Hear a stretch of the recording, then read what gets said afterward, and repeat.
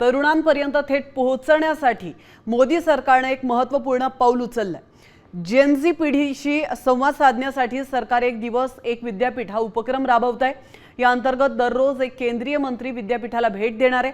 विद्यार्थी आंदोलनांच्या पार्श्वभूमीवर तरुणांचे प्रश्न जाणून घेणं आणि शासकीय योजनांची माहिती देणं हा यामागील मुख्य उद्देश असल्याचं बोललं जात आहे। शिक्षण मंत्री प्रल्हाद जोशी आणि क्रीडा आणि युवक कल्याण मंत्री मनसुख मांडवीय यांच्यावर या उपक्रमाची जबाबदारी सोपवण्यात आली आहे। नेमका काय आहे सरकारचा हा उपक्रम आपण पाहूयात ग्राफिक्सच्या माध्यमातून।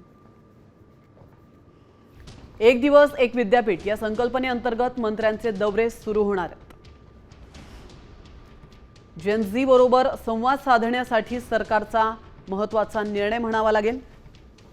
विद्यार्थी आंदोलनानंतर तरुणांच्या समस्या समजून घेण्यासाठी सरकारने आपल्या मंत्र्यांना कामाला लावले। उपक्रमांतर्गत विद्यार्थ्यांना सरकारच्या योजनेची माहिती दिली जाणार आहे। शिक्षण आणि युवा कल्याण मंत्रालयाकडे कार्यक्रमाच्या जबाबदाऱ्या देण्यात आल्या।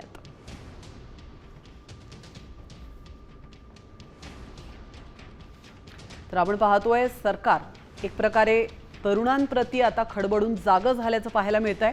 मोठ्या प्रमाणात तरुण एकवटलेले आहेत। तरुण आता प्रश्न विचारायला लागले आहेत। जेन झी त्यांना खटकत असलेल्या गोष्टी सोशल मीडियाच्या माध्यमातून आंदोलनाच्या माध्यमातून आता सरकार समोर ठेवण्यास सुरुवात करतायत आणि या पार्श्वभूमीवर आता सरकार देखील अलर्ट झालंय।